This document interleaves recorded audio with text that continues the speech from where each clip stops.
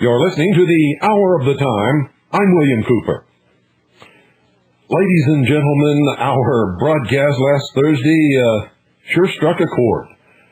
I've received letters about radio-controlled model airplanes, helicopters, and even gyrocopters, or gyro whatever they're called, gyro airplanes.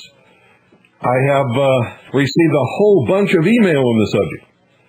In fact, it turned out to be so popular that we put a link from our website to all the different places on the internet that we could find concerning radio control model airplanes, helicopters, and rockets, and all of the other things in between. And so we hope that you'll take advantage of that.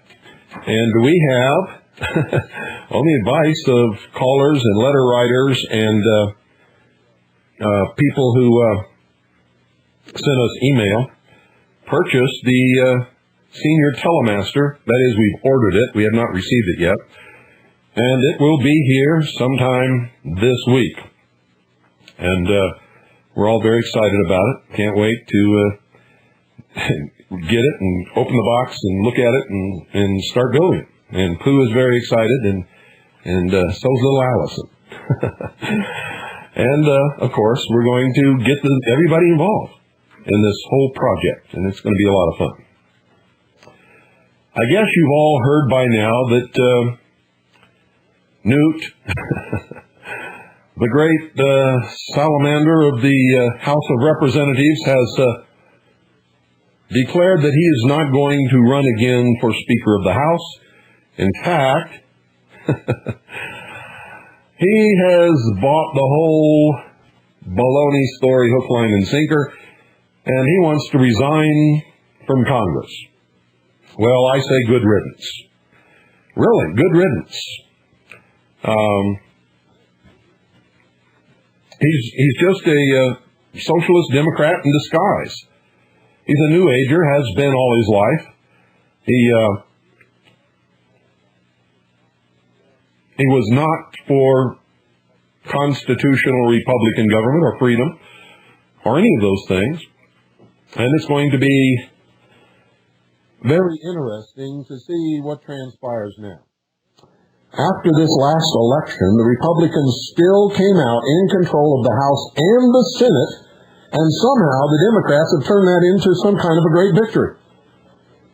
And now they're saying that they're not going to impeach the president and all of this kind of stuff based on that election.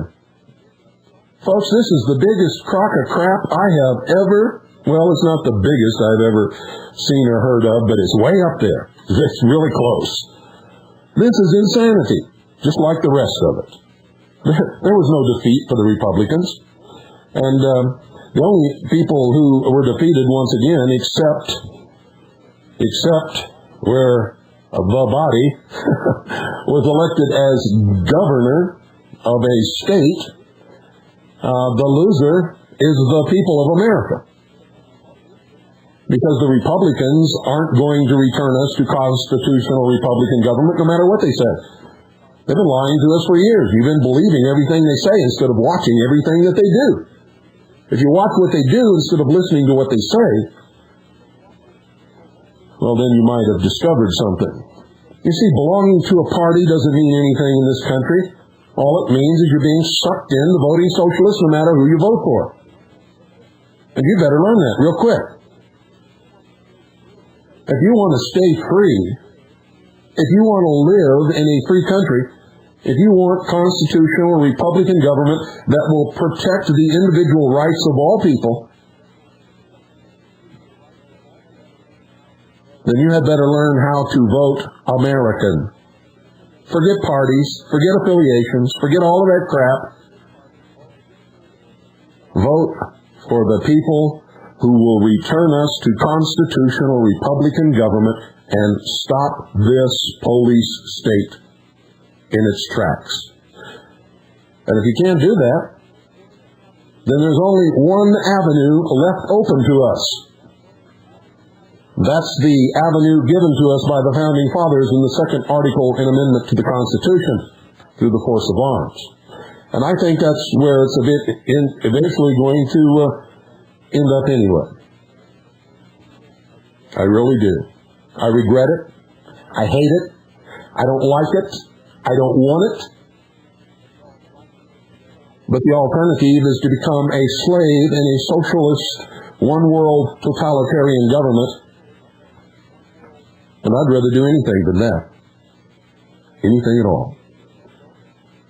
So, folks, you better hang on. It's going to be a rough ride. Real rough ride. In fact, it's going to get rougher and rougher. It's going to get downright dangerous.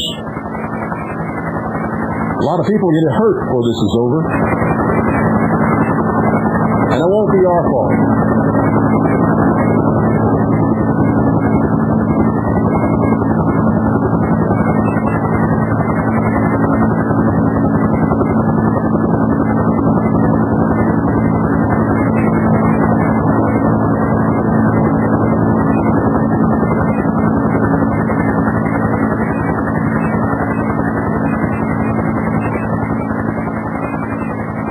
The meaning of tonight's broadcast, ladies and gentlemen, was written by L. Neil Smith. And I want you to pay very close attention to it. Because it's my sentiments exactly. And if I know anything about my audience, I think it's probably yours also.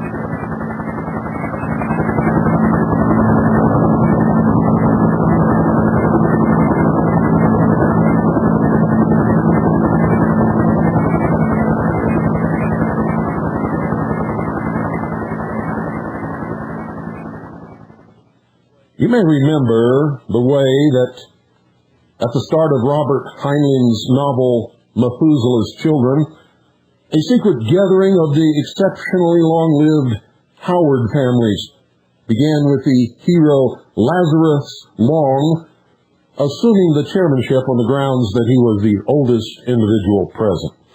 Well, I've been an active libertarian for 36 years last month, which I suspect makes me the senior libertarian at this gathering, presumably full of mature wisdom. Not to mention a great many other things I'm sure that several of you are practically bursting to bring up. Mature wisdom. Heinlein also asked us in the notebooks of Lazarus Long, as I recall, if we'd ever noticed how often mature wisdom resembles just being too tired. Ayn Rand said something very like that too, and I certainly qualify on those grounds as well. You see, I'm tired. I'm tired of living in a police state. I'm tired of living with a government that, in the name of making the world safer for democracy, took a young religious conscientious objector during World War I, a kid who was willing to do everything the Army required of him, but wear a uniform and kill the people they'd picked out for him to kill. And they hung him by his shackled wrists in the deepest dungeon at Leavenworth, standing in a foot of icy water in the dead of Kansas winter. They let him die of pneumonia, and then buried him in a uniform before his mother could arrive to claim his body. I'm tired of living in a police state. I'm tired of living with a government which at the end of a war widely advertised as having been fought to obliterate fascism forever, nevertheless agreed to round up 2 million Russian refugees in France and elsewhere in Europe at the end of that war, crowded them into boxcars exactly as Hitler had done to the Jews, and sent them back to Stalin, who had them all shot to death within a few hours of their arrival. I'm tired of living in a police state. I'm tired of living with a government that smashed its way into the Utah homes of Mormon polygamists in the 1950s, people harming no one by practicing their First Amendment right to freedom of religion, sorted out the women and children and made them pose for humiliating photographs with numbered cards around their necks, while imprisoning their menfolk until they signed statements making bastards of their children. I'm tired. I'm tired of living in a police state. I'm tired of living with a government that, sliming its way from one sleazy justification to another, every day for 51 days, confined, terrorized, tortured, poison-gassed, machine-gunned, and then incinerated 80 innocent individuals, 24 of them beautiful little children, in broad daylight, on national television, and not only got away with it, but prosecuted the survivors, and, when they were acquitted, sent them to prison anyway for what will likely be the rest of their lives. I'm tired of living in a police state. I'm tired of carrying around the knowledge that a crooked federal judge imprisoned that handful of innocent acquitted victims of state terrorism to keep the government from being put on trial in his courtroom. I'm tired of living in a police state.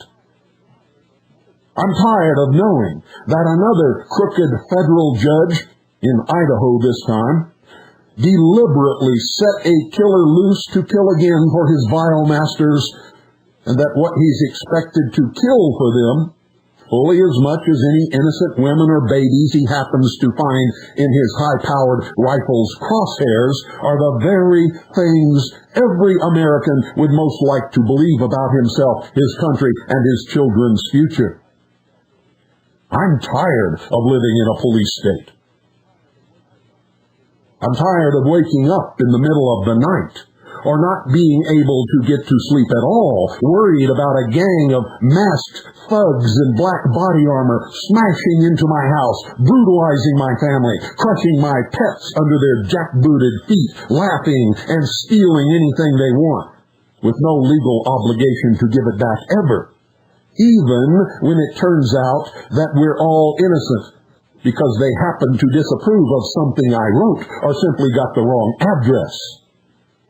I'm tired of living in a police state.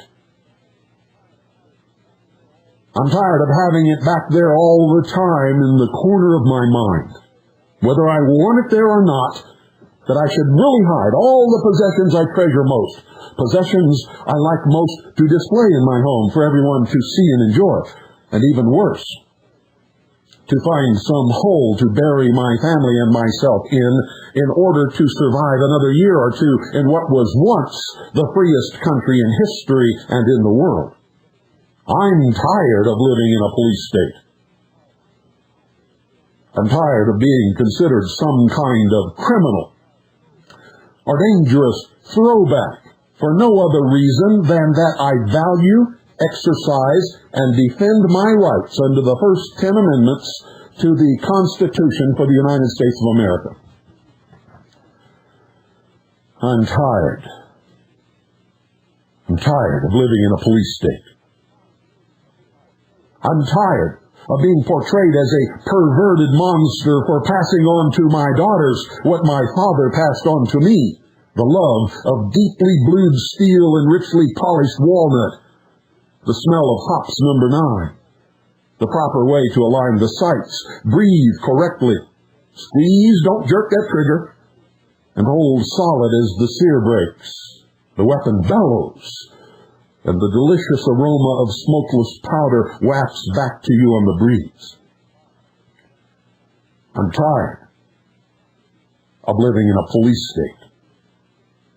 I'm tired of being treated as some kind of lunatic or villain, even by some members of my own family, even by some members of my own party and political movement, because all I want or ever wanted is to give people back control over their own lives and to live out my life in the land of liberty that I was promised as a child. I'm tired of living in a police state. I'm tired of living with a government that's supposed to be, above all, subject to 10 laws that were supposed to make all of these travesties and atrocities unthinkable and impossible. 10 laws that were supposed to shield me and my family from the kind of oppression my ancestors once fled from in Europe. 10 laws that were supposed to let me know where I stand and what the rules are. 10 laws that were supposed to let me and every other American think, say, do, and be whatever we wish, without filling out a single form or asking anyone's permission. I'm tired. I'm tired of living in a police state. I'm tired of having to fight for my rights every day in a country where those rights were supposed to have been guaranteed. When what I want to be doing, what I ought to be doing, after 36 mind-numbing years, is enjoying my one true profession and my family. I'm tired of living in a police state. I'm tired of living in a culture where the police are a greater danger to innocent civilians than they are to real criminals, many of whom give the police their orders, and where the military is a far greater threat to the people of America than it is to any enemy overseas. I'm tired. I'm tired of living in a police state. I'm tired of living with a government that terrorizes, bullies, beats up, tortures, and kills more and more individuals every day, here and abroad, and does it in my name and at my involuntary expense. I'm tired of living in a police state. I'm tired of living in a culture where you're considered lucky if you're allowed to register your name and social security number, surrender your fingerprints, provide your photograph and the serial number of your weapon, visit a psychiatrist, endure endless hours of expensive, useless instruction at the feet of some mercantilist parasite who lobbied for the legislation in the first place, and finally pay a whopping fee in order to exercise a right with which you were born. I'm tired of living in a police state. I'm even more tired of the dull-witted individuals and corrupt organizations who claim self-righteously to support and defend the Second Amendment, and at the same time give their wholehearted, enthusiastic support to such blatant abrogation of my unalienable rights. I'm tired of living in a police state. I'm tired of paying rent to the county on a home I bought and paid for. I'm tired of paying rent on my own life to the Internal Revenue Service and Social Security Administration. I'm tired of watching the government take a slice of everything I earn or possess, even though all they ever do is get in the way and make it more and more impossible to live every day. I'm tired of living in a police state. I'm tired of being lied to by government, by the media, and by every corporation I have anything to do with. I'm tired of always being on the losing side because I refuse to lie, I refuse to cheat, I refuse to steal. I'm tired of living in a police state. I'm tired of no one being considered a real-life hero unless they're forcing some poor, helpless, broken creature eke out another miserable moment of existence, while those who help to make life possible for productive individuals are reviled as exploiters and profiteers. I'm tired of living in a police state. I'm tired of being considered property. Make no mistake, ladies and gentlemen, when the government can tell you what drugs you can take, what drugs you can't take, and what drugs you must take, when the government can define the circumstances under which you may or may not obtain, own, or carry weapons, when the government can force you to surrender your children, the sweet hope of your heart, to indoctrination centers where they'll be transformed into your bitter political enemies. When the government can tell you that you have to sign up for military slavery, when the government can tell you that you must have that baby, those are assertions of a property right. See, the question is not whether or not abortion is right or wrong. The federal government has no business telling anyone how to handle that question either way. It's not in the Constitution for the United States of America.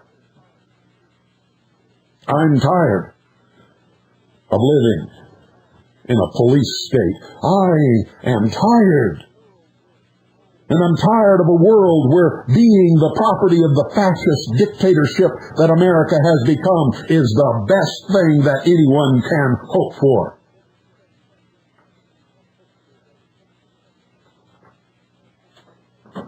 I'm tired of living in a police state. And ladies and gentlemen, I'm tired. I am very, very sick and tired.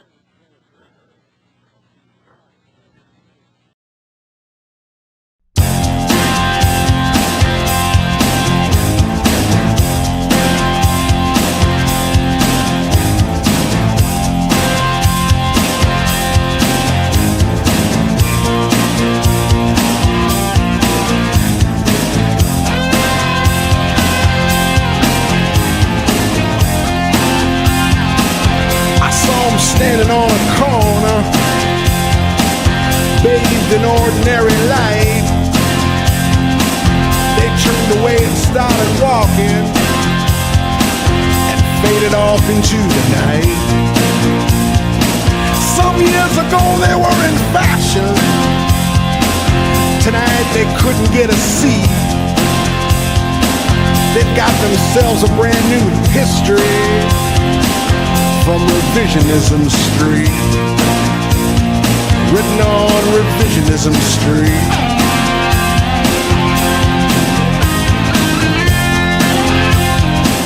The years of sacrifice and struggle, the arc of stardom's natural course, the inevitable decline, the wolves waiting at the door. Let's dig up something really nasty. Let's get some clay around their feet. No one's memory is sacred round here on Revisionism Street. We'll never be in the arena. Hey, we'll never have to compete. We'll never write the classic novel. And we'll never have to be discreet.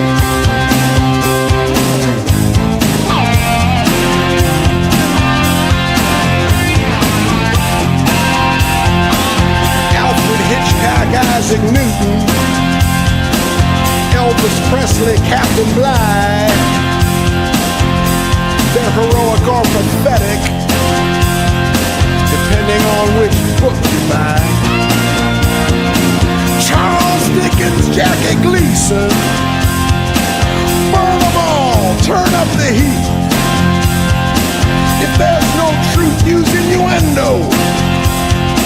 This is Revisionism Street. Let's find ourselves some old acquaintance. Let's see what they have to say. Some disgruntled ex-employee. Presto! Heyday!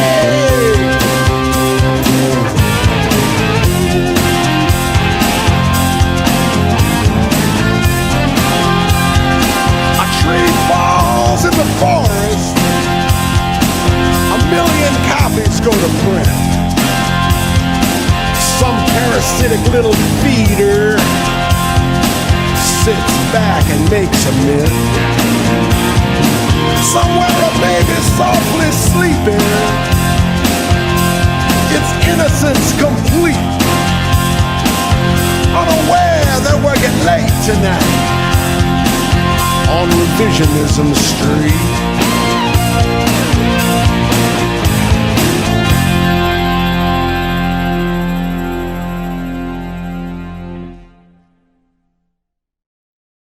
Are you tired of living in a police state? Are you, folks?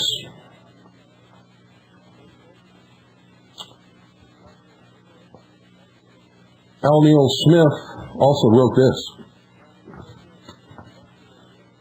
For those of you on the internet, you go to our webpage, harvest-trust.org, and click on the Bill of Rights Enforcement logo there. You can get all this material right off our website. I put it up there today. Here's what he says. Are you tired of living in a police state? I am, but after 36 years of political activism, I know exactly what to do about it. Now all I have to do is convince you to help me. You see, here's a libertarian, ladies and gentlemen, who has discovered exactly what's written in the American Crises brief, which is also on the internet, on our website, harvest-trust.org. He puts it a little differently, but it's the same. He doesn't want to take any personal risk by drawing a line in the sand and saying no more. What he wants is to make a movement called the Bill of Rights Enforcement. So I'm going to read this to you, then we're going to talk about it. It needs to be discussed. He says, and this time we're going to do it right. The key to the future we all look forward to can be found in 4 words: Bill of Rights Enforcement. Bill of Rights Enforcement. Many years ago, I was a member of 2 Libertarian Party national platform committees, 1977 and 1979. 2 Libertarian Party national platform committees that produced the most radical platforms that the party had ever seen and tragically would ever see.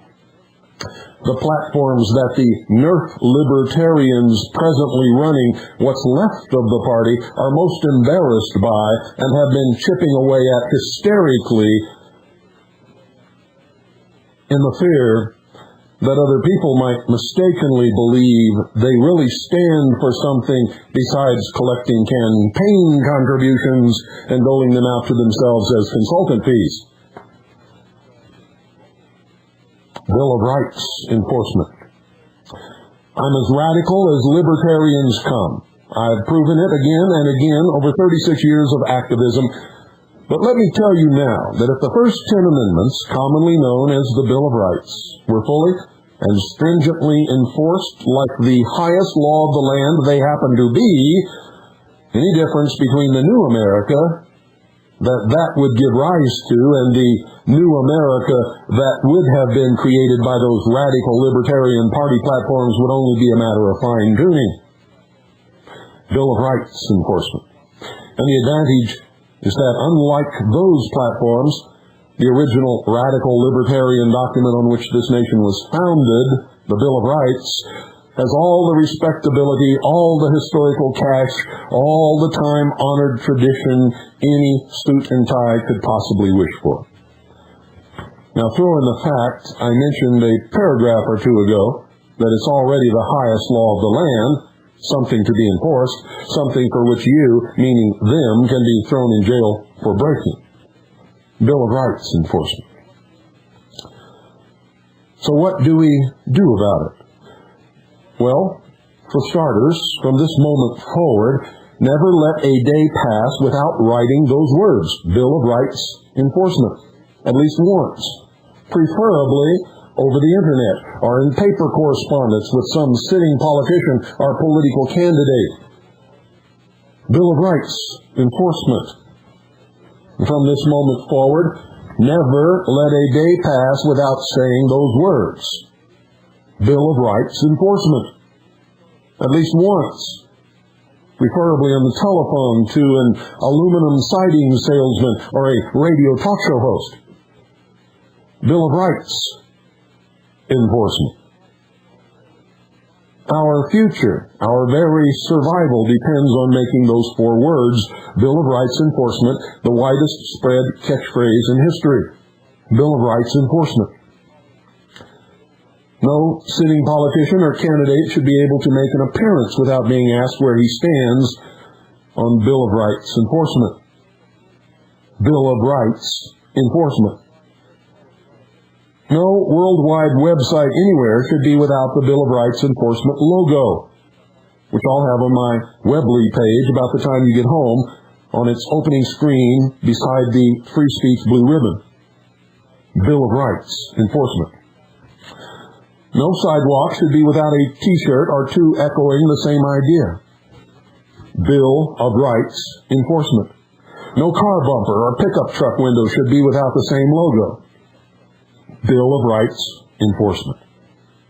No storefront should be without that symbol displayed proudly in the window, along with the words, "We are a Bill of Rights enforcement establishment." Bill of Rights enforcement.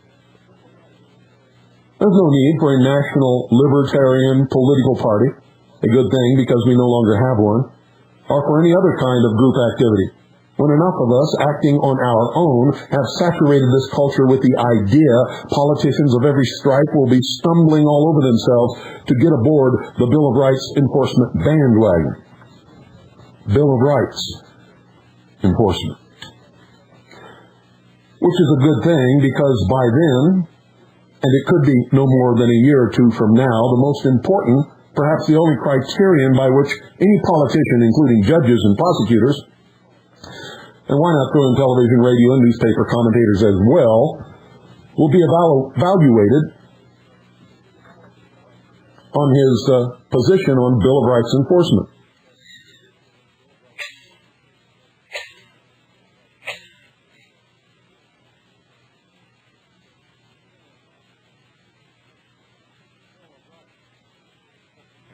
Bill of Rights enforcement.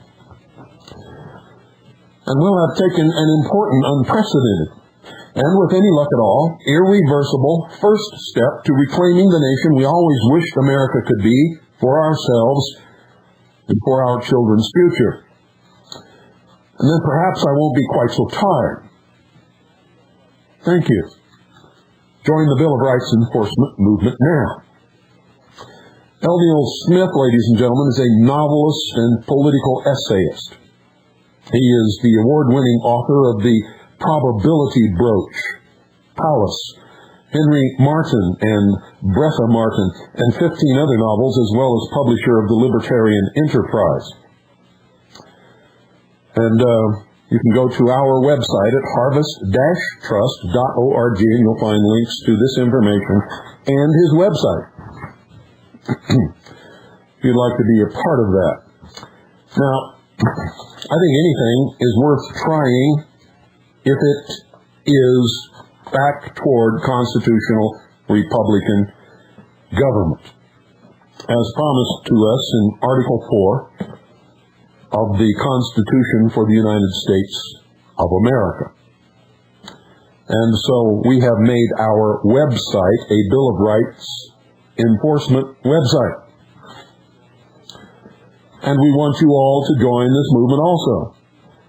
Understanding that without a lot of other knowledge and without Constitution for the United States of America enforcement, the Bill of Rights enforcement means nothing.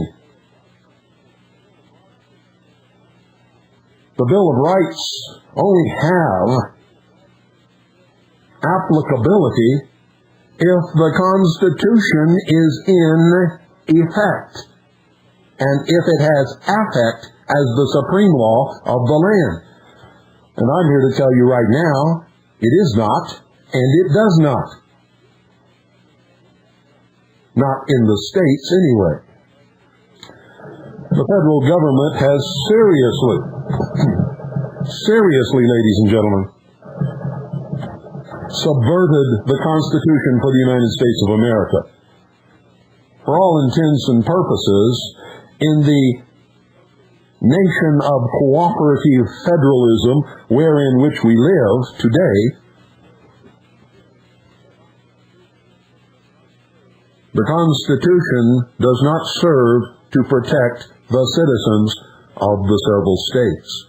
In fact, it doesn't protect anybody, except those who consider themselves to be our masters, and it's only put into effect when they wish it to be in effect. So I see these things all the time, and while the thought behind them is noble and good, and while we are willing to help in this effort, the American people are going to have to work.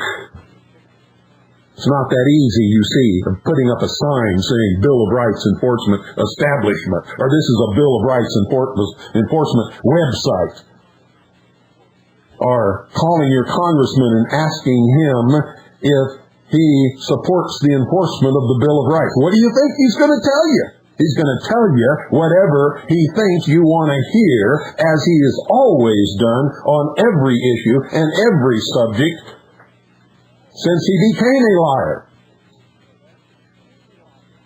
And are you going to use that as a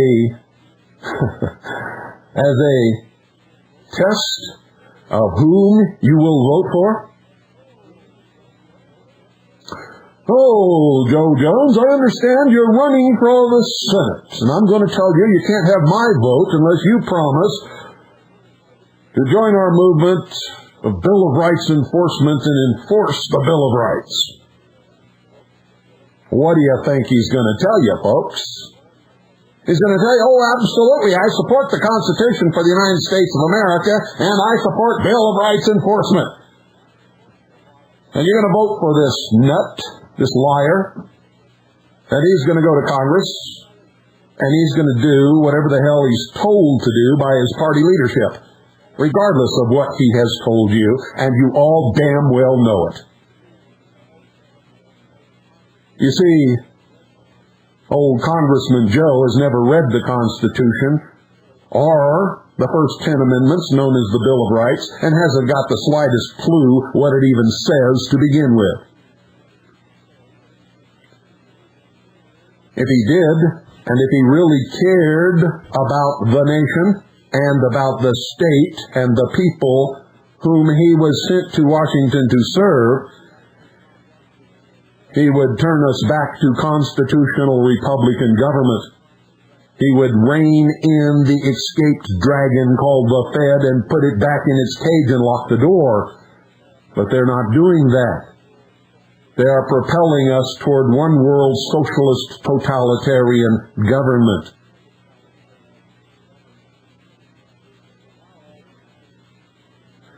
So while all these things sound good, Bill of Rights Enforcement, ladies and gentlemen, I like much better, I'm tired of living in a police state.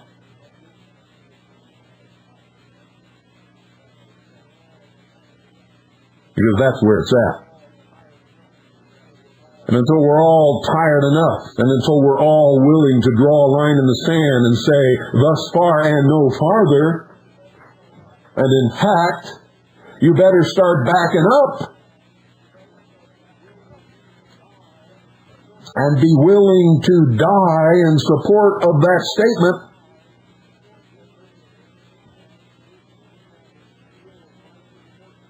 you can have a Bill of Rights Enforcement movement to which every single person in the entire world belongs and takes an oath to support, and you will still end up in a socialist, totalitarian, new world order, one world government.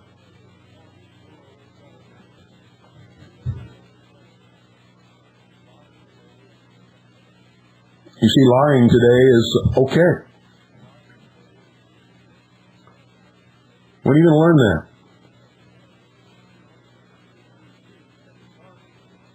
Nothing you use as a yardstick to measure candidates today is going to change anything until you're ready and willing to draw a line and die for freedom.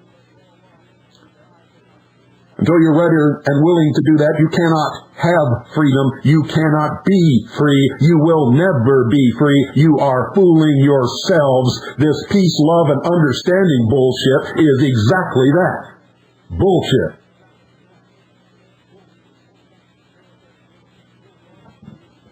You know what that really translates to? You know what it really means? Peace, love, and understanding means don't make waves. It means don't go against the status quo. It means don't draw a line in the sand. Don't resist. Allow tyranny to have its way. Or else you're not engaged in peace, love, and understanding. Peace, love, and understanding has never been the way of the world. We all wish that it could be. The thing you had better understand, and you had better understand it well, is that there are people out there who understand you better than you understand yourself. Peace as defined by Marx and Lenin is the elimination of all opposition to socialism.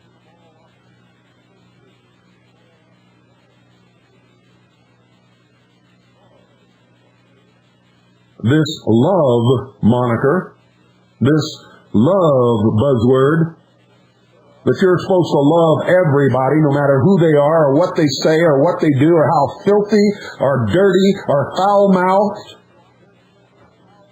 our stinking, rotten criminal,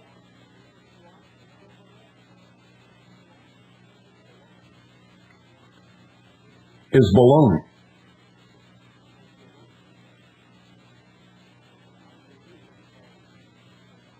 Now, I believe in the teachings of a man called Jesus, who said, love thy neighbor as thyself. And notice what I said, ladies and gentlemen, love thy neighbor as thyself.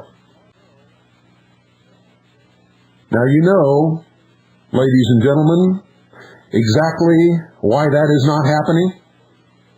And why exactly you cannot love your neighbor is because most of you do not even come close to loving yourself.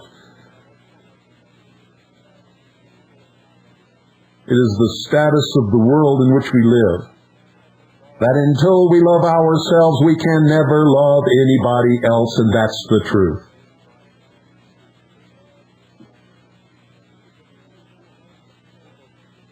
This is a sick world, full of sick people who do not love themselves or anybody or anything else and are bent upon destruction, enslavement, who thirst for power and will stop at nothing to get it.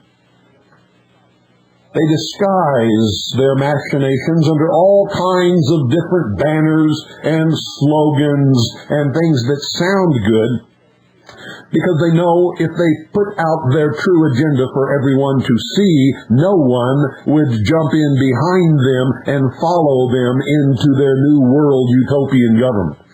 It wouldn't happen. And that's why this world government has never been defined.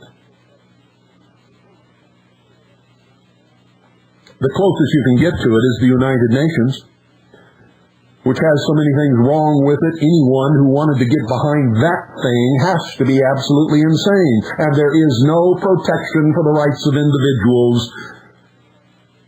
at all. None.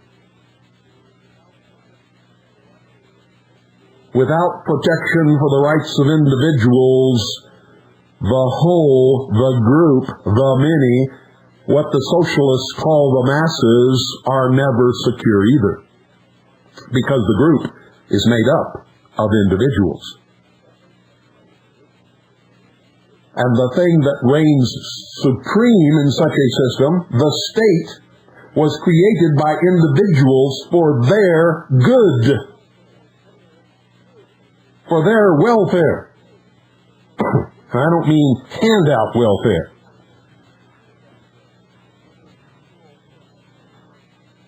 for their mutual protection, for protection of their individual rights. How is it that this thing that only exists on paper, that was created by the minds of men, comes to be more important than the men who created it? It cannot be.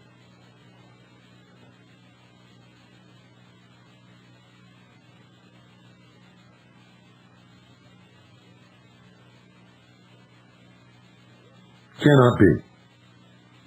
And will not be, as a matter of fact.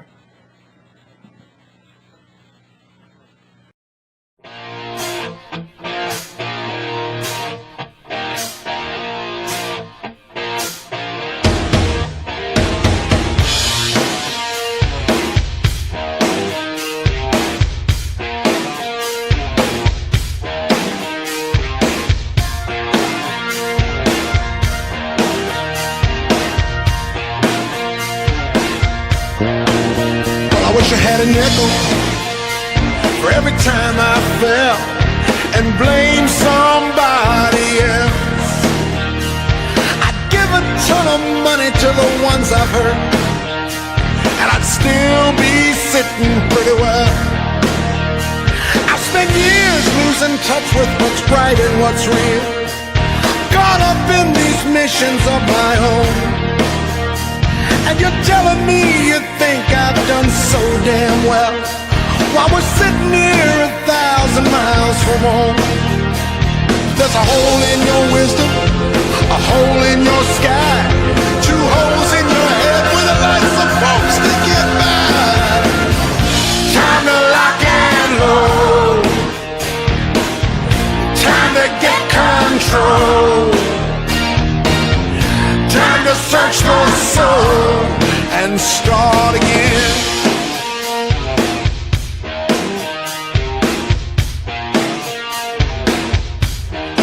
So many times I've seen chances disappear. I hesitate and watch them slip away, like the time I failed to spend with the ones I love, and it's gone as sure as yesterday. All these users and fakers, big time takers, manipulating everyone they see. I get caught up in their schemes and their useless dreams, and the only one I have to blame is me. I get turned round and twisted, pull left and right. I can see where I'm going, but I can't see the light. Time to lock and load, coming from the cold.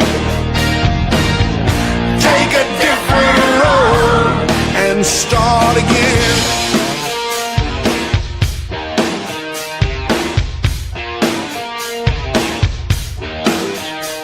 I can sit here in the back half of my life and wonder when the other shoe will fall. Or I can stand up, point myself home, and see if I've learned anything at all.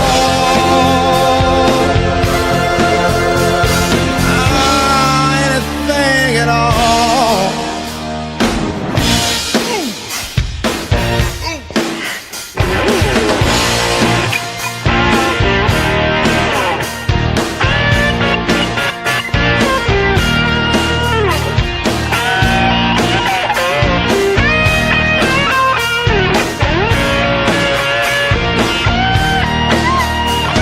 Mediocrity's easy, the good things take time, the great need commitment, right down the line.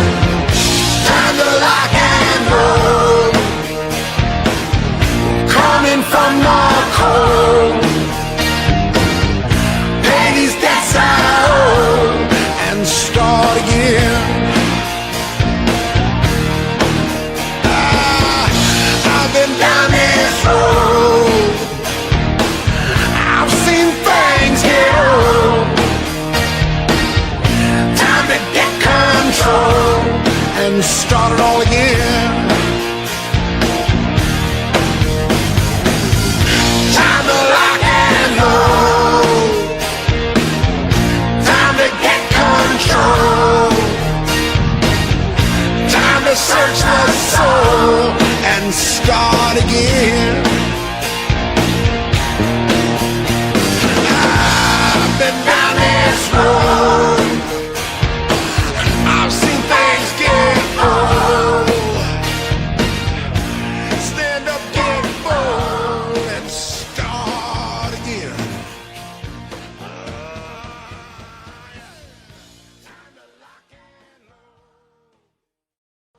Ladies and gentlemen, I'm going to open the phones now. I'm going to talk about all of these things for a while. See what you have to think about it. The rest of this week, beginning tomorrow, we're going to get into cooperative federalism and talk about what that means. What's happening in this country? Why are so many people afraid? They're afraid of everything. They're afraid of their government. They're afraid of their boss. They're afraid of the police. They're afraid to stand up and take a stand. They're afraid to be afraid. And that includes, whether you want to admit it or not, most of you listening to this broadcast. If you had your druthers and somebody gave you the money to do what I'm doing, most of you would run like hell to get as far away from any possibility of having to take any personal risk by opening your mouth and telling the truth, because you might get on someone's list. Don't tell me it's not true, folks, because I talk to you all the time. I know it is.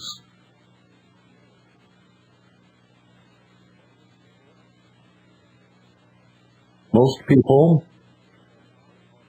whether they will ever admit it or not, are abject cowards and will never be anything other than abject cowards for their entire life.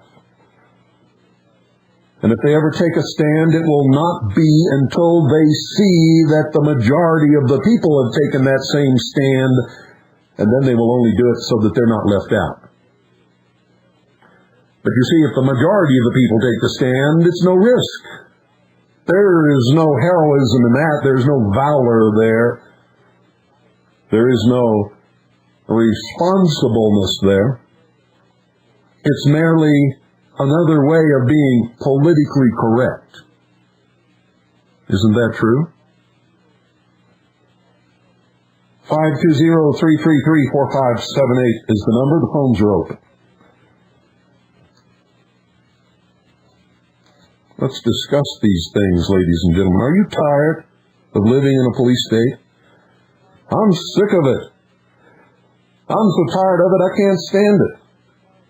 I've been trying to educate people for many, many years so that we would never get this far. It'd never become a police state, but it has.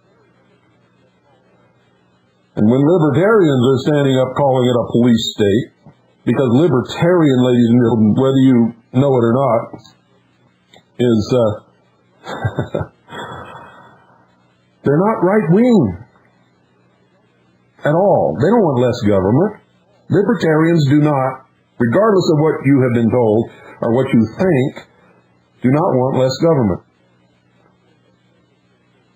Libertarians want their agenda fulfilled. And most people belong to the Libertarian Party because they have taken a stance on legalizing drugs. That's what he was referring to in here, about how the nerf libertarians are scared to death of the platform that the libertarians wrote not too long ago that called for legalization of drugs.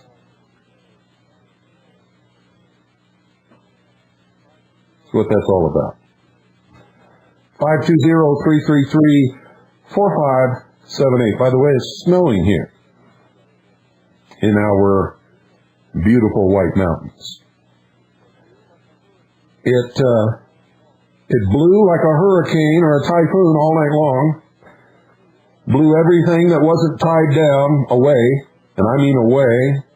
We looked for some things today and couldn't find them. Gone. Couldn't believe that the 3 lawn chairs were still there. They're usually the first to go. You know, the plastic white lawn chairs. They were still here. I was amazed. A lot of other things are gone. Blown away. And then it rained all morning until just before noon, and it began to snow.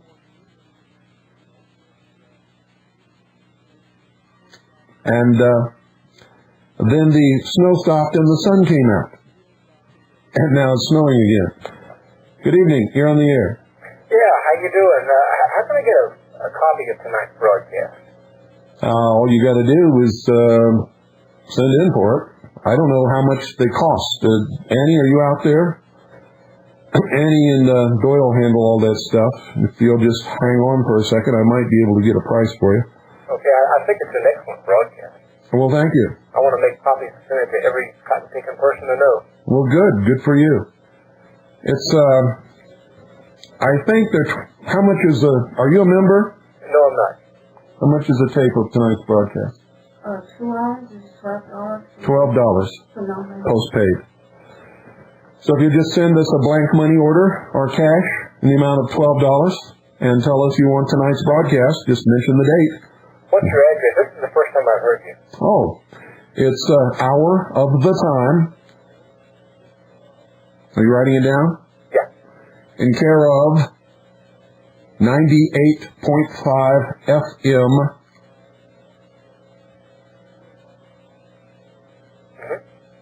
P.O. Box 940. Okay. Eager, spelled E-A-G-A-R. E-A-G-A-R. That's right. Arizona. Arizona. 85925. That's how you can get a tape of tonight's broadcast. Thank you. You're welcome. Goodbye. And thank you for calling.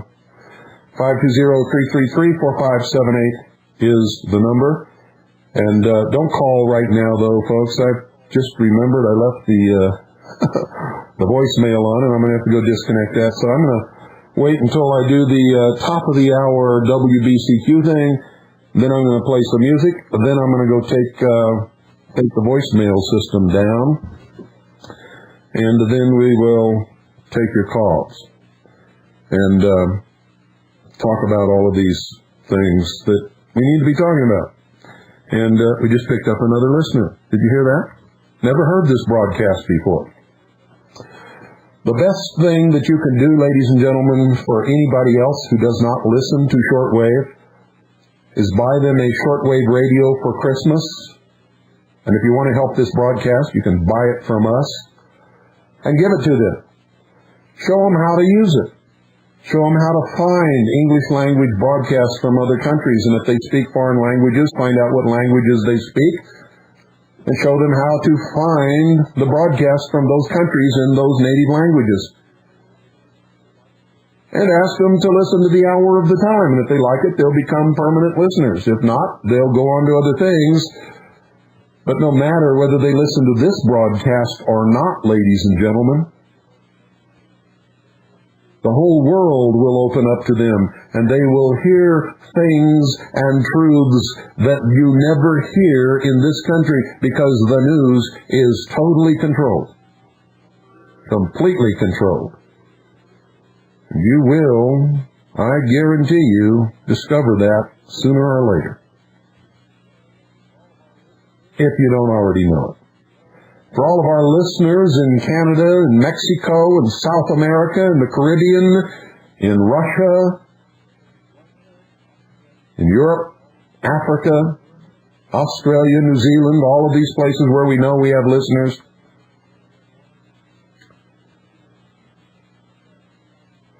you need to start fighting the battle for freedom in your own country.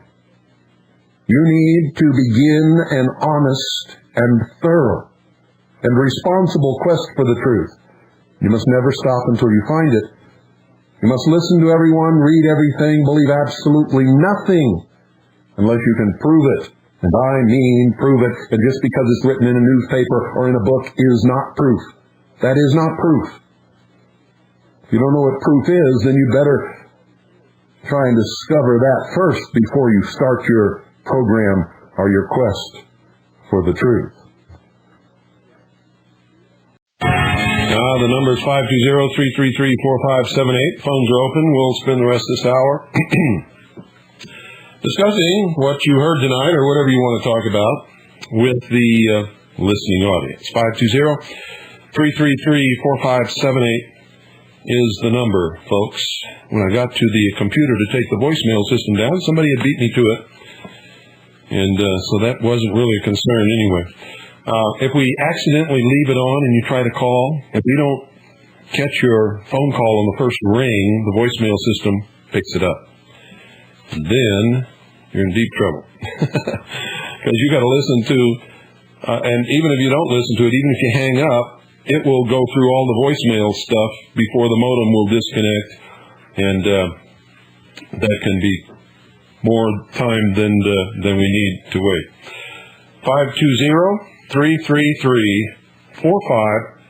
520-333-4578 is the number. Good evening, you're on the air. Hi, Phil Cooper. How you doing? Good. Glad to hear you again. I used to listen to you all the time when you were on WWCR and you went to RMI, and I couldn't pick you up. I'm really happy that you're audible again. Well, good. Last time I talked to you, I explained to you about my refusal to pay income taxes. Uh-huh. I haven't paid them since '94. I was surprised by your answer. You told me I was going to go to the big house. Well, I'm not going to the big house. I filed 0 income tax returns. And, Wait a minute. What does that mean? well, it means that I know the true definition of income. Income's a corporate profit, sir. And Wages are not income. did you file a return? Yes, and I wrote 0 under, Why did you file a return?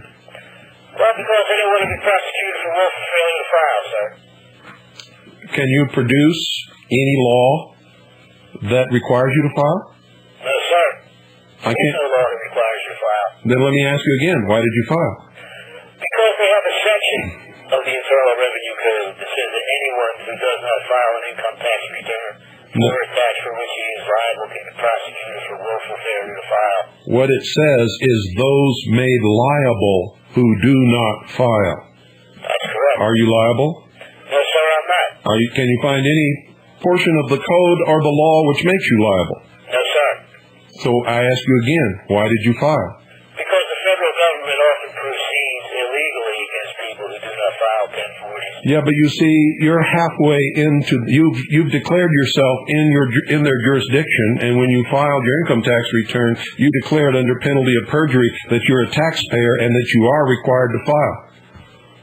But I have 0 income, sir. So therefore I owe no tax. Well, the reason why I told you that when you called is because of this. You see, you have not implemented the law on your behalf. You're playing half and half because you're afraid. And until you stop being afraid and implement the law on your behalf, sooner or later, you're going to go to jail. Well, thanks for the declaration of your opinion, Bill. Well, it's not my opinion, it's fact. I just disagree. You volunteered to be in their jurisdiction. You filed an income tax return declaring under penalty of perjury that you're a taxpayer and that you're liable for the return in the tax. There's no liability on a 0, sir. Well, there is. Because I have watched judges declare 0 income tax returns as frivolous returns and throw people in the slammer. Oh, they say that. Happens every day. They say that about my returns, but they only impose a $500 penalty. And I don't keep money in the bank, and there's no property in my name. I'm judgment proof, so they can't really harm me. You're playing a dangerous game. I'm having fun. No, you're not. You're playing a dangerous game. I'm having fun. I'm having fun too, Bill, and I like listening to you. You're part of my fun. I'll see you later. Well, I wish you luck, but I'm going to say it again. You're going to jail. I'll see you there, Bill. Good night. No, you won't see me there. You might see me in the graveyard, and I'll still be free. You'll be in jail because you're afraid of them. That's why you're filing. Anytime. And as long as you're afraid of them, they've got you. Aren't they after you right now? IRS? No, they're not after me. They're not? I thought I read something in your paper on the front page, banner headlines. No, they're not after. If they were after me, they'd come up here and get me. What did I see on the front page of Veritas about Internal Revenue harassing you and your family? The Internal Revenue is not harassing me and my family. The federal court has issued warrants for the arrest of myself and my wife. But they haven't issued arrest warrants for me. Oh, they will. Well, I might see you in jail then, Bill, but like I said... No, you won't see me in jail. Listen to me very carefully. You may see me in the graveyard dead, along with a lot of anybody who comes up here to try to take away my constitutionally protected creator-endowed rights. But you will never see me in jail. That's the spirit, Bill. I like that. Well, it's the truth. They will see you in jail because you're afraid of them. And that's why you will go. When you have the guts to do what we're doing, draw the line, and call the law in your behalf and use it as we are doing, and that's why they're not coming after us, and stop filing tax returns that you don't have to file, then there's a possibility that you won't go to jail. Well, thanks for your opinion, Bill. It's not my opinion. It's fact. It's the law. Good night. It's the law. Go to our website, harvest-trust.org, and read it. You see, if we were not right in the law, they would have been here after us the day after the warrants were issued, ladies and gentlemen. We implemented the law by sending them declarations which must be answered according to the law. And the law says clearly, he who remains silent consents the federal government has defaulted. They haven't answered anything. They can't answer our points that we have taken as a stand in the law because we're right. Absolutely right. You can't play the game halfway, ladies and gentlemen. You can't play it halfway. You either have to take a stand under the law and defend your Creator-endowed rights protected by the supreme law of the land, known as the Constitution for the United States of America, or you have to submit to their enslavement and do what they want you to do. You can't do half and half. That's a fool's game. It's also a coward's game. It means that you're afraid. And if you're afraid, all they have to do is threaten you because you're afraid you will cave in eventually and do exactly what they want you to do. And you can tell me otherwise till you're blue in the face. As long as you're afraid of them, you are their slave. And if you're afraid to die, if you don't have the courage of your convictions, and if you're not willing to die for freedom, you cannot be free because all they have to do is threaten your life.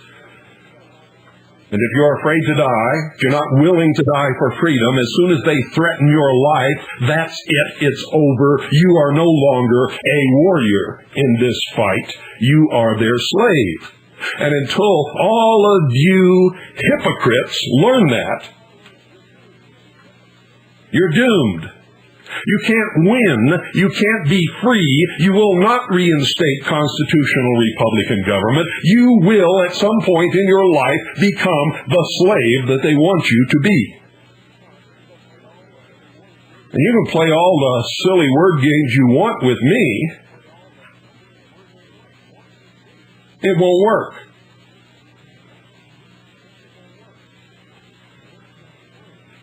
And the worst thing in the world that you can ever do is lie to yourself.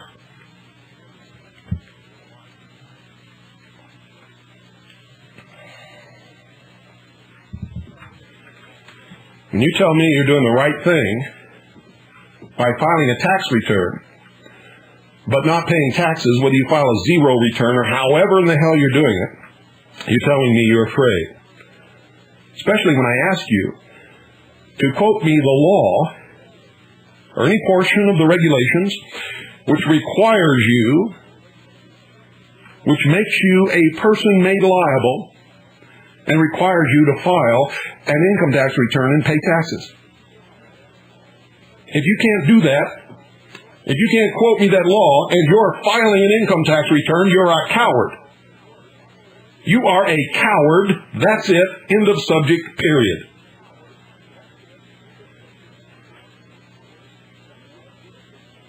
Because you wouldn't do it unless there was a law that required you to do it if you weren't a coward. So don't play games with me. I've drawn the line. I've taken a stand for freedom. Whether I win or lose as a physical, live entity, I win. And you can't understand that, most of you. It doesn't make sense to you because you don't have the courage of your convictions.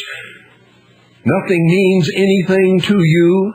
You do not have anything for which you are willing to die, and I do.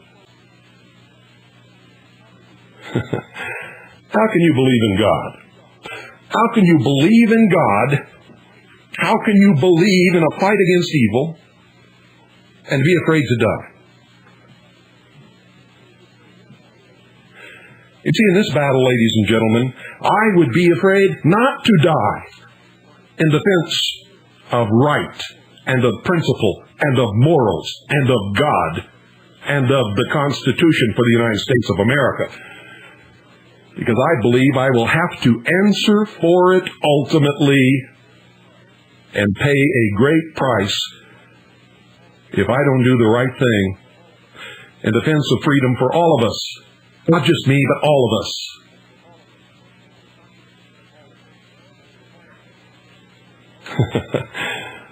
Oh my goodness. And what if Jesus had taken the stance that the last caller took?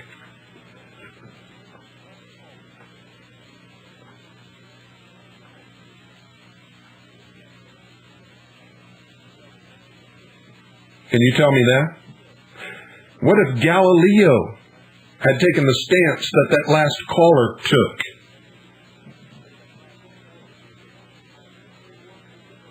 What if everyone who has ever fought and died for freedom in the history of this world took the stance that that last caller took?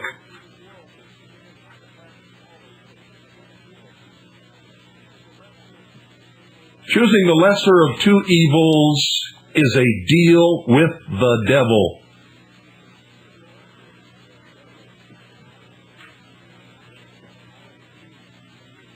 I refuse to deal with the devil in any degree whatsoever.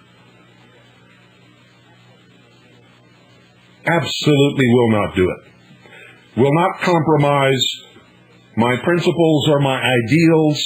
I will not compromise freedom. I will not compromise the Constitution for the United States of America. I will not compromise God. Not ever. Not ever.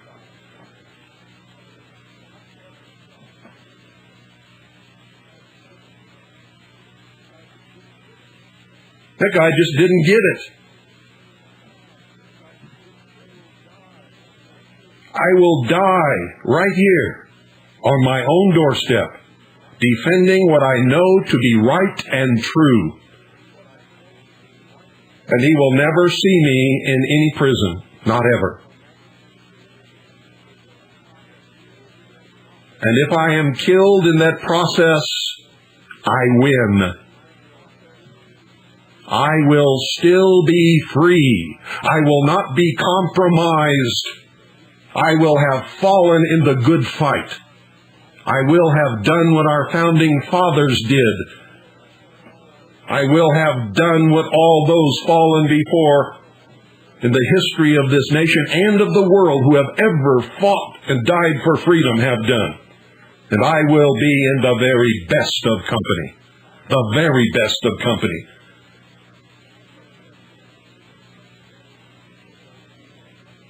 Many of those people are much better than I can ever hope to be. And I will be amongst them in their ranks.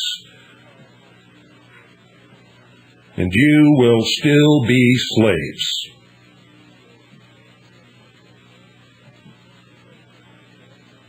And you can go to church every day and you can call yourself Jewish or Christian or Buddhist or whatever you want to call yourselves. And you can say that you stand for moral principles and good and freedom and the Constitution and all that kind of stuff.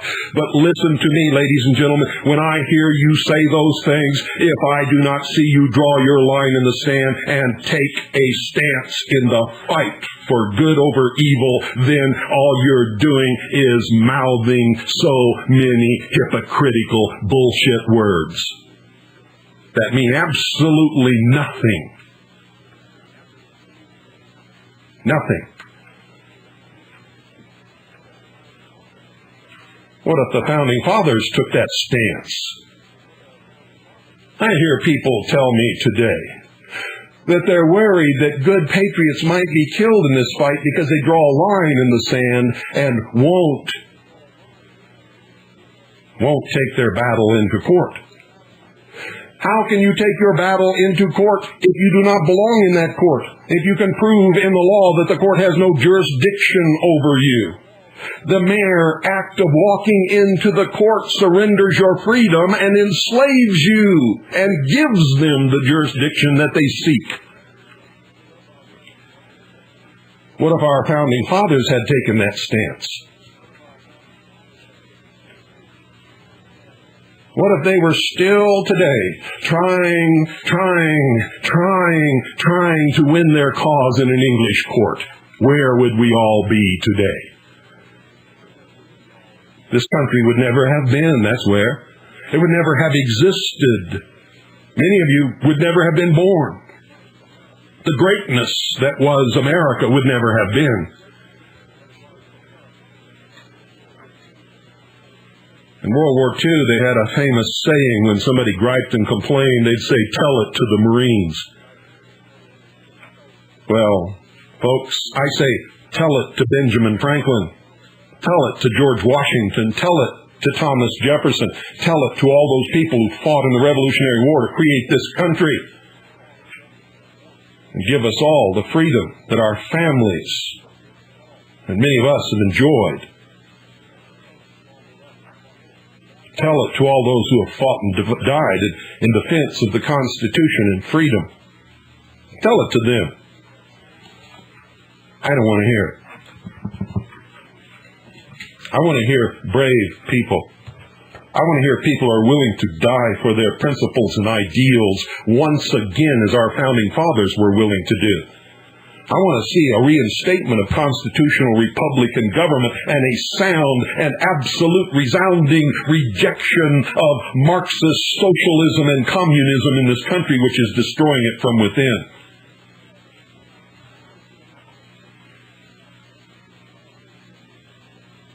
I want to see principles. I want to see ideals.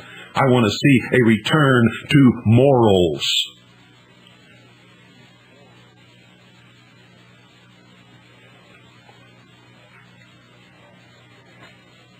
That's what I want to see.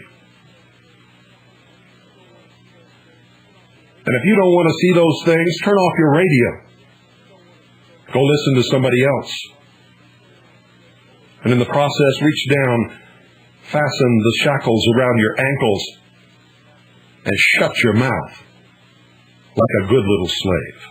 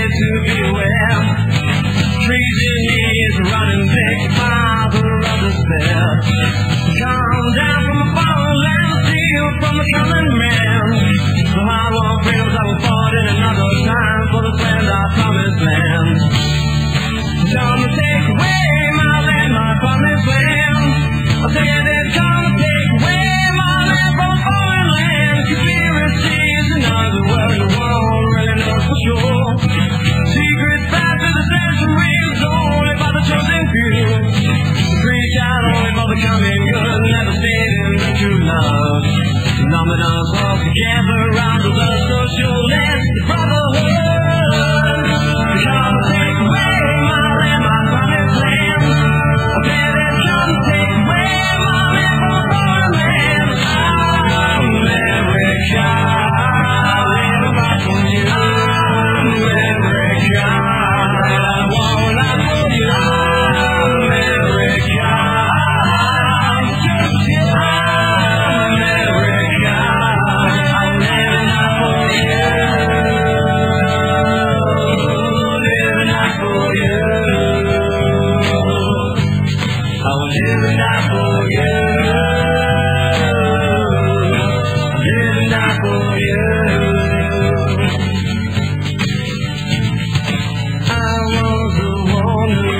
give him this gun to stand up for you. I will die for you. I'll live and I will die for you. I'll live and I will die for you. I'll live and I will die for you. I'll live and die for you. The masters don't make the history, it's only by the driven few. People, this time we took a stand to fight for a promised land. Never been another time the big speeches and rhymes. Joining together as a common man for the new world order will be at hand. They're gonna take away my land, my promised land. They're gonna take away my land, my foreign land. America, I'll never fight for you. America,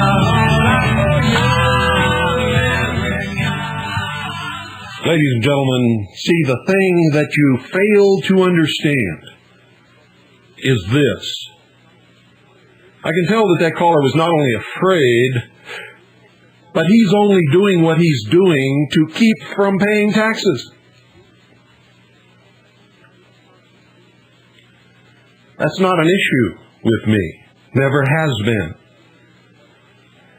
I'm doing what I'm doing because it is wrong to file and pay a tax which the law does not require you to file and pay.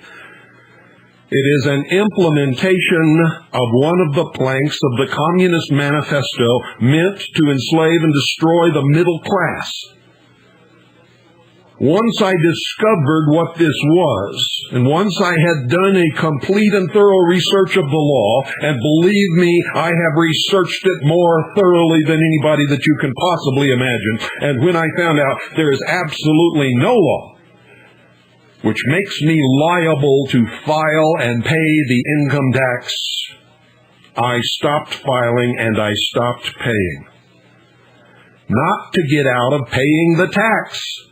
If I had found a law which said that I was required, made liable to file and to pay, I would be the first one in line every year to make sure that I paid because I am an American patriot. I am a law-abiding citizen. I served my country in the United States Air Force and the United States Navy. I had planned to serve my government all my life until I found out what the truth was. And even then, I had already served 15 years. If I were not a principled man, I would have served the last 5 years and retired like all of the other good little socialists, and I'd be getting my little socialist government welfare check every month today. But I could not do that. As a matter of principle.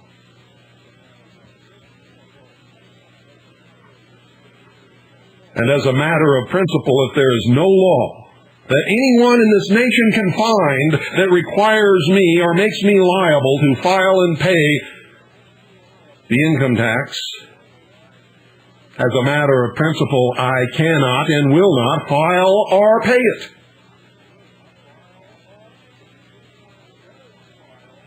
And anyone who does file and pay it, who also cannot find any law anywhere that makes them liable to do that, is a coward.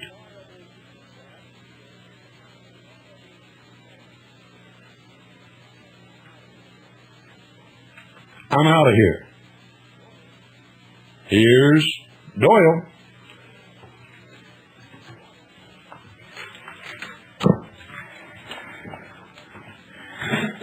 Good evening, everybody. I think tonight what I'll start with is a couple little goodies here before we end the show. We only have about half an hour left. I think what I'll start off first is some of the videos that we have to offer. The first one I'd like to cover is, a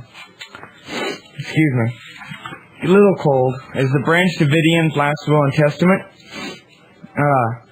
This is the actual 2-hour videotape made by the Branch Davidians for the BATF and FBI to prove that no one was being held against their will. Unfortunately, the church members were not aware that this tape would turn out to be their only chance to tell their story to the world. All the people but one in this tape are now dead. This is the videotape, the Branch Davidians, the Last Will and Testament. It's filmed within their church, their home. You see families, mothers, fathers, children, everything telling their side of the story. The only time you saw their side of the story. This is the Branch Davidians' Last Will and Testament. $30 postage paid. It's an excellent tape. It's over 2 hours long. This is the tape that they made themselves, the Branch Davidians, during the siege. Alright. Next one I'd like to cover is the Zapruder film. On November 22nd, 1963, Abraham Zapruder stood on a concrete abutment near the famous grassy knoll in Dallas, Texas, intending to film the president's motorcade. Instead, he filmed the assassination of President John Fitzgerald Kennedy. Zapruder rushed the film to a lab where it was developed. A local TV station aired what became known as the Zapruder film the same night. The film was confiscated shortly after and transported to the National Photographic Laboratory in Washington, D.C. The film was eventually returned to Abraham Zapruder, who promptly auctioned it off to the highest bidder, Time Life Incorporated. The film was never made available to public scrutiny. In 1992, William Cooper acquired a first-generation copy on 35mm color positive film. The copy was immediately made on 1-inch videotape. We are offering a brilliant color copy of the now famous Zapruder film on half-inch VHS tape. And on this tape, it's played, the Zapruder film is played at normal speed, 1/4 speed, 1/10 speed, and frame by frame, all in one video. Frame by frame, stopgap type action. And these frames aren't cropped, you get full top to bottom, left to right viewing of each frame. This is the only one like it. If you have an interest in the Kennedy assassination, you must have this videotape. The public has never been allowed to purchase the complete film in frame-by-frame format. All previously available copies of the Zapruder film have been incomplete bootleg tapings of television airings. This is your chance to acquire a very rare part of our history. This Zapruder film is a very long videotape because it plays at normal speed, 1/4 speed, 1/10 speed, and then frame by frame. So you can analyze it. There's no narration. It's just the film of the motorcade as shot by Abraham Zapruder. Excellent. Excellent for research. Price is $40. Postage paid for the Zapruder film. It's over 2 hours long. The Zapruder film is the only one like it available. $40 postage paid for the Zapruder film. Alright, next I'd like to cover the treason documents. CAGI offers absolute proof of treason against the United States of America and the 50 sovereign states. The United States Constitution is not in effect. The United States is not sovereign. The United States of America is a vassal state of the United Nations. The armed forces of the U.S. is the police force for the New World Order under the United Nations. All people, including Americans, are to be disarmed. The treason documents, 628 pages, plus official U.S. government documents. It's a healthy chunk of research. If you don't believe something in there, you can go out and research it yourself and find it.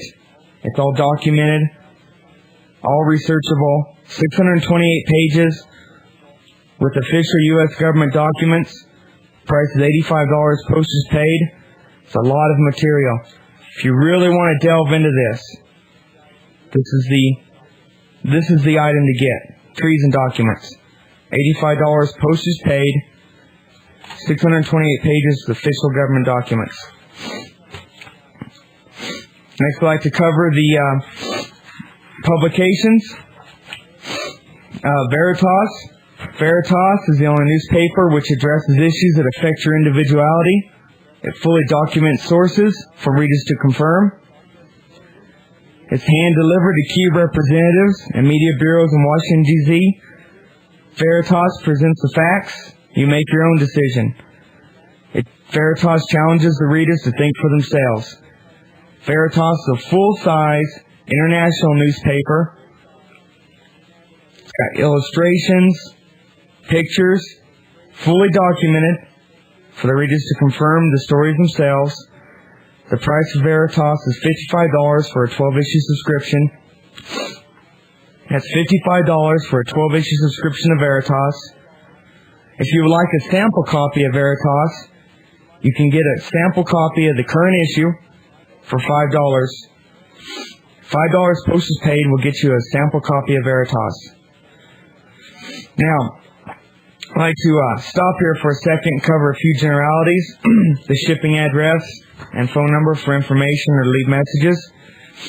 If you'd like to inquire or order anything, you may write Hour of the Time, care of 98.5 FM, P.O. Box 940, Eagar, spelled E-A-G-A-R, Arizona 85925. I'll repeat that again at the end. And the phone number, if you would like to call or if you'd like to fax, the same number works for faxes and voicemail.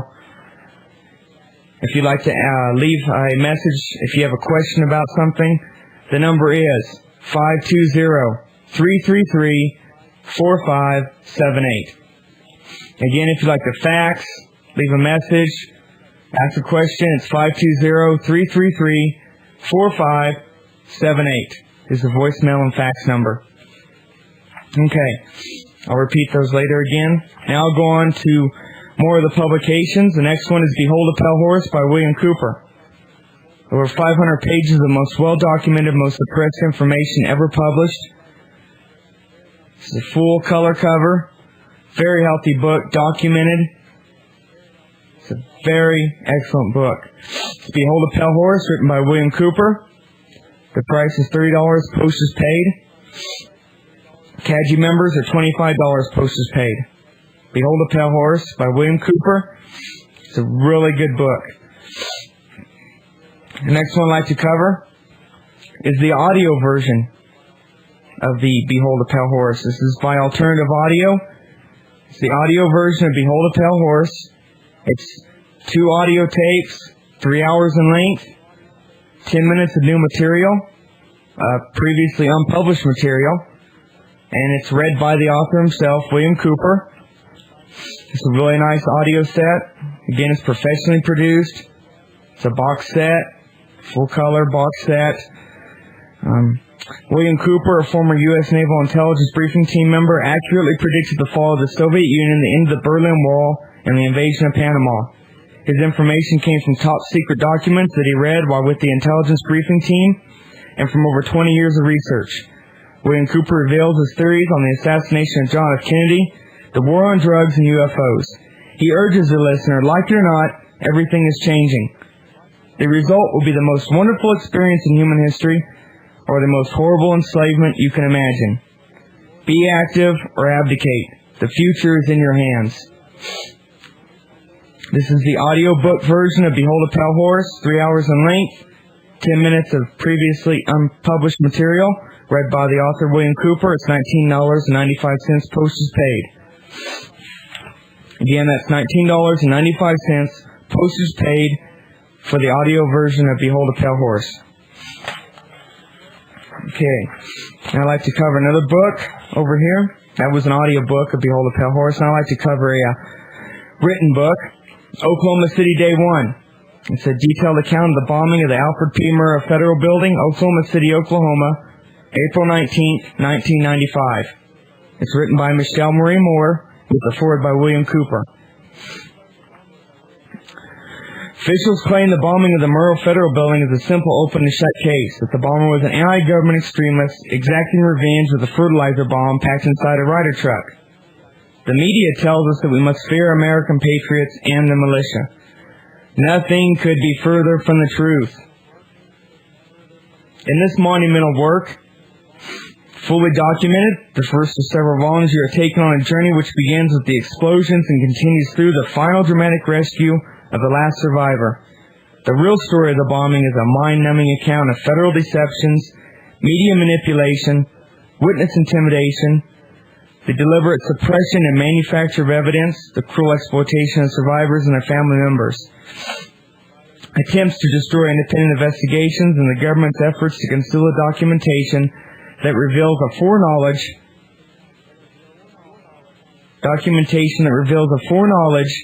of the pending disaster by many federal, state, and local officials. The true facts of the bombing bear no resemblance to the official story, quote unquote. The truth is shocking. Oklahoma City, Day 1, 640 pages. The price is $16, postage paid, fully documented. This is another piece of excellent research material. It's Oklahoma City, Day 1, 640 pages, $16 postage paid. Alrighty. Ooh, I can just keep up here. Okay, next I'd like to cover the audio tapes. There was a gentleman earlier who called in, so this is good. The audio tapes of broadcast. We have 3 different types, I'll call them, for lack of a better word. There's 1 hour, 2 hour, and 3 hour length broadcast. If you order the information packet and the 1998 tape list, it gives you all those details. The price for an audio tape broadcast for non-members is $11 postage paid for a 1 hour broadcast.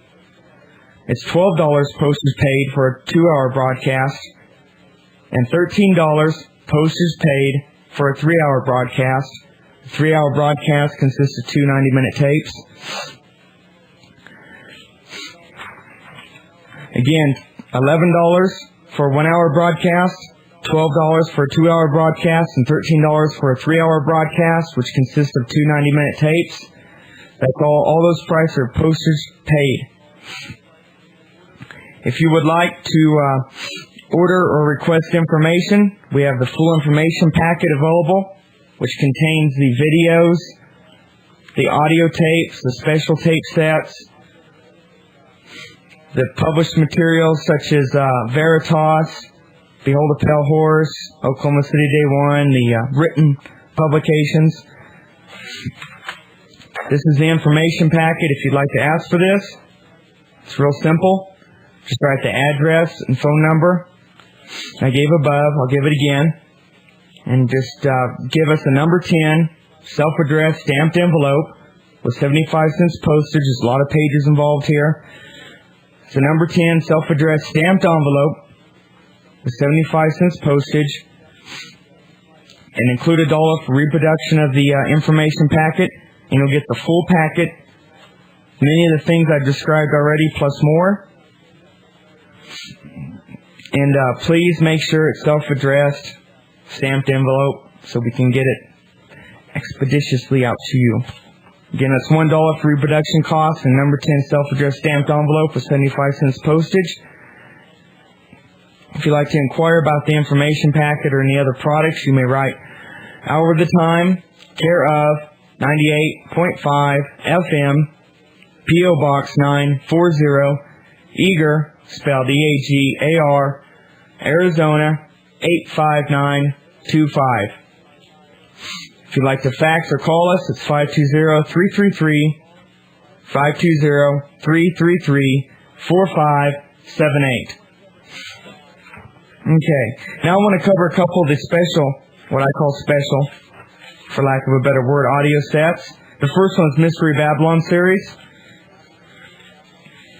The Mystery Babylon series, it's the exposure of the origins, history, doctrines, and identity of Mystery Babylon. It's a series of audio tapes from William Cooper's Hour of the Time. It's a very expansive set. 41 audio tapes plus the Luxor videotape. The Luxor videotape is number 33 in the series. It's 41 audio tapes plus a videotape. It's a huge set of research. Years of research went into the set, into the broadcast that created it. Some of the contents of it are the Son of God, 68th Convocation of the Rose Cross Order, America's Assignment with Destiny, Lucifer 2000, the United Nations Meditation Room, From Babylon to Christianity, the Rhodes Cross College, Part 1 through 3, and the Occult History of the Third Reich, Parts 1 through 3. That's just a segment of what's involved in these 41 audio tapes and the videotape. The Mystery Babylon series, it's $290 postage paid per series. That's 41 audio tapes plus a videotape. The Mystery Babylon series, $290 postage paid. One of the other sets I'd like to cover is the Illuminati set. The Illuminati set is a 3-tape set. This really needs to be purchased together for full understanding and the flow of the whole story and background and history. It's the Illuminati set. It's a 3-part set. They were ran on August 12th, 13th, and 14th, most recently, 1998. That set is $33 for the set. The Mystery Babylon series and the Illuminati series are the exceptions to the prices above. The Illuminati set is $33 for a 3-tape set. Mystery Babylon series is $290 postage paid, 41 audio tapes and 1 videotape. Okay. Now what I think I'll do... 46. Okay. What I'd like to do is cover some of the radios we have to offer. I'm going to cover the Sangeans tonight. The Sangean line of radios is one of the best lines of portable radios you can get. We offer several of the best models available from them. The first one I want to cover is the ATS 909. The ATS 909 is shortwave, FM, medium wave, long wave, upper and lower side band. That was just real quick. I'll get into more details now. It's got 306 memories. Includes 261 shortwave frequencies on 29 separate pages.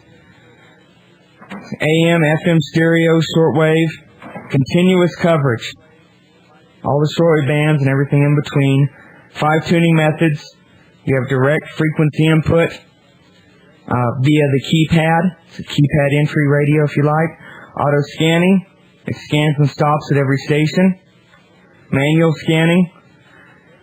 Memory recall and rotary tuning. The rotary tuning is like a traditional analog radio, but with the electric feel. Many people like this better because they feel they can stop quicker based on listening and stop at a station easier than using up and down buttons or frequency entering. So all 5 of those methods. Got the auto tune system where it automatically searches and presets all your memory channels on AM, FM based upon signal strength. It automatically selects the strongest shortwave stations on each shortwave page. There's, there's 29 separate pages. You can have entries on each one of those separate pages.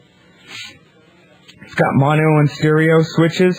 It's got manual alphanumeric editing. What this allows you to do is it allows the user to insert any 8 alphanumeric characters in display for station identification. So you can enter in the call sign or a location, whatnot, whatever's easiest for you. It has true upper and lower side band selection with variable tuning down to 40 hertz, fine tuning, true upper and lower side band. It's got RF gain control. What RF gain does is it controls the gain of incoming signals to reduce adjacent station interference. Gets rid of a lot of the noise and muck and guck that somebody might be trying to step on you. It really helps. It's RF gain. It's got a full, very large, full-size LCD display, which displays the frequency down to the thousandths. Again, an example, if you're listening to WBCQ, it would say 7.415 megahertz. It's got the displays the station call letters in correct time for any station transmitting on an RDS signal. That's RDS reception. Okay, station is what that is basically is a station transmitting RDS. What that allows the radio to do is pick it up display its call sign and the correct time for the station. It's got direct keypad entry. Stated above, a backlit screen on the LCD. It's got a lock switch. The lock switch allows you to program in certain functions or characteristics that you may like for a certain station or series of stations, and once you hit the lock switch, they're locked out so they can't be inadvertently changed. It's a nice feature. Tone control. It's got separate timers. It comes with an AC adapter so you can run it off a 110 volt AC outlet out of the wall. It comes with the ANT60 portable antenna. It runs on 4 AA batteries. That's the ATS-909. That's pretty much the flagship of their line. It's a really good unit. I own one myself. I've had it for about 3 years. It's been beat, kicked, dropped, rained on, everything. Still working just fine. I'm actually quite surprised. It's actually been abused. More so than a radio should be. Alright. Next one I'd like to cover is the 818 series. The 818 series of Sangean radios consists of 2 models. First one I'll cover is the all-band receiver. It's all shortwave bands from 120 meter down to 11 meter. It's got the BFO, which is beat frequency oscillation for single side band, and CW. It's got continuous AM coverage, again, like I said earlier, 150 to 29,999 kilohertz, Full FM coverage, 45 memory presets. You've got AM wide and narrow filters, dual time display, RF gain controls, tone control, and you got the lock feature also. This is the ATS-818. It's a very nice unit. The ATS-818 is $194.95 plus $6 shipping and handling. It's $194.95 for the ATS-818. The next model in the 818 line is the 818ACS. That's the difference. Okay. The 818ACS has all the same features plus a programmable cassette deck, recording cassette deck. The really nice feature about this is it allows you to program the cassette deck for a given time. It will come on and record a certain broadcast on a certain frequency, and then it turns itself off at the end of the tape. It's a really popular feature. Other than that, it has all the same features, the 45 memory presets, all shortwave bands, continuous AM coverage, mono and wide AM filter switch. It's the ATS-818 ACS. It's with the recording cassette deck. It's $249.95. Excuse me. Plus shipping and handling. It's $8 shipping and handling for the radio. The 818, the 909, the 818 ACS. All those Sangean radios are $8 shipping and handling. Next one I'd like to cover is the ATS-404. It's the newest model. It's a very nice little receiver. It's full performance. It's got many of the features that a lot of the tabletop, as they're called, models have, but it's in a portable unit. Sangean has engineered the unit to have all the most popular and desirable features of their line into a unit that is small, very carryable, easy to transport, and has really good reception. Continuous coverage again on this unit. It tunes continuously all shortwave bands and E frequency in between. It's got auto memory scan. How that works is it automatically scans every memory preset and plays each one in a sequence for 7 seconds so you can hear the programming and whatnot on the stations that are programmed into it. It's got an LCD display, very large, easy to read. Gives you the frequency, the meter band, battery strength. It's fully backlit. The LCD display. It's got the lock switch. It's got 12 and 24-hour displays. It's got the direct keypad entry. That makes it really easy to tune in stations. Compared to an analog where you have to really carefully look and listen, oftentimes listen for identification. Direct keypad entry allows you just to type in example, WDCQ 7.415, hit enter, boom, it's in there, and it's on. It's got tone control, 45 memory presets. Comes with a carrying case and stereo earbuds. Those are the little headphones you listen to that kind of go on the outside of the ear. They don't really have a band. They don't have a band at all that goes over your head because of the carrying case, the stereo earbuds. It's the ATS 404. It's their newest model. It's a very good reception on the market. It's $99.95 plus $8 postage. $99.95 plus $8 postage for the Sanjian ATS 404 model. Okay. Excuse me for sounding so bad, but I got a little chilled last week, so my head's kind of getting stopped up. Okay, I have a couple more things here. I have the NiCad rechargeable battery kit. It's a really good deal for avid listeners of radio and whatnot. Save you a lot of money compared to buying alkaline batteries and wearing them out and throwing them away. Our NiCad rechargeable kit consists of a charger that will recharge 4 AA batteries, 2 or 4 at a time. Comes with the 4 NiCad batteries. Full instructions for care and use. NiCad batteries are properly taken care of and of a good quality.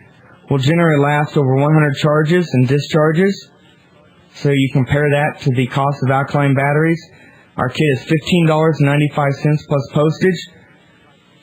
It'll save you a lot of money in the long run. It comes with the charger, 4 AA NiCad batteries. It's $15.95. It's a very good quality product. And it'll really help you out if you're an avid listener who does not want to plug the radio or cannot. Based on location, plug the radio into the wall. Oh, thank you. Okay. Oh, you're right. Thank you. Okay. Anyway, I want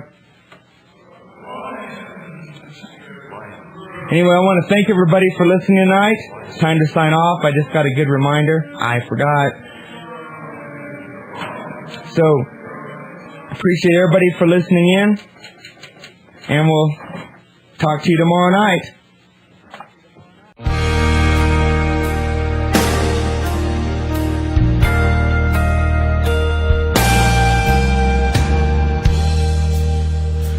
Out on those trails,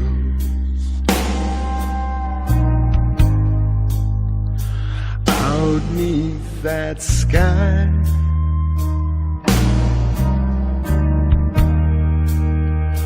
rivers of old,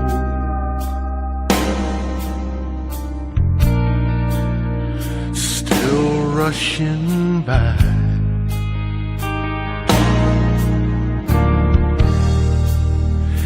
Eagles still soar,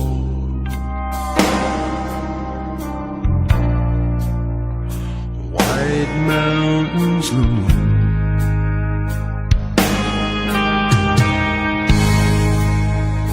Down in those valleys,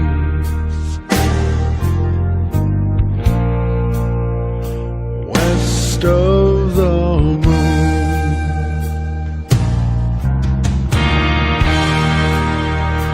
west of the stars,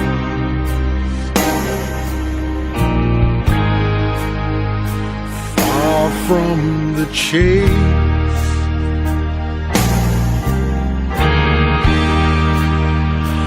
far from the crowds,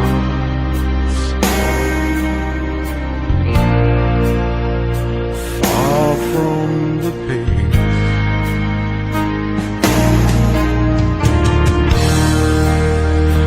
Horses run free,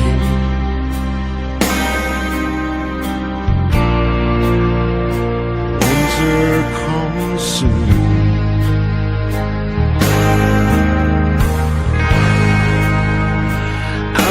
By those mountains,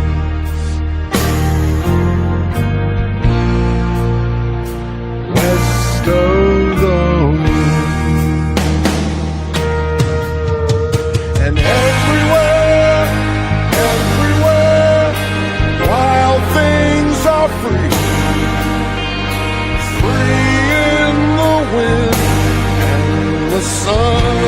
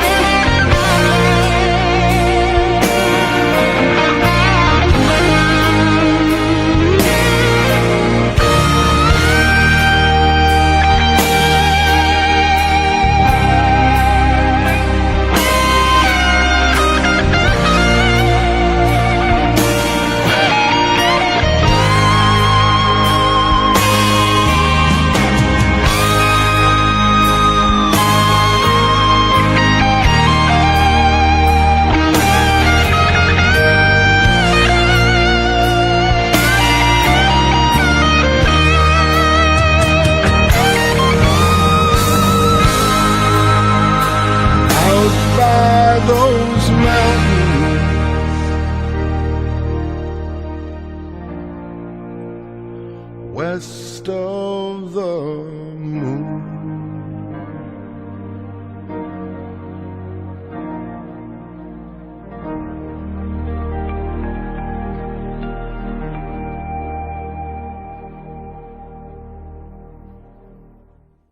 You've been listening to The Hour of the Time. Stay tuned for 98.5 FM, all oldies most of the time.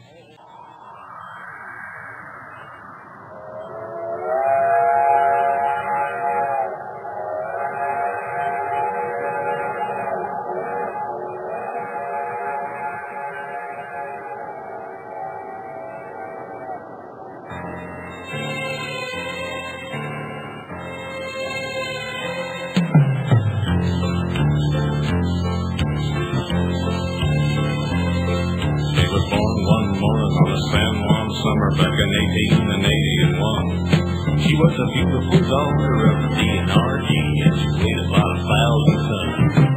It's a 45 mile to the Animas Canyon, so they set her on the narrow gauge.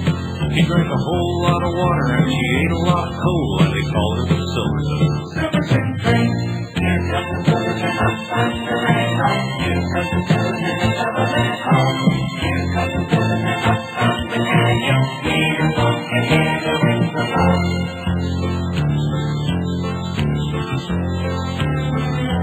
well, now listen to the whistles and the rockwood cut on the high line of Silverton town.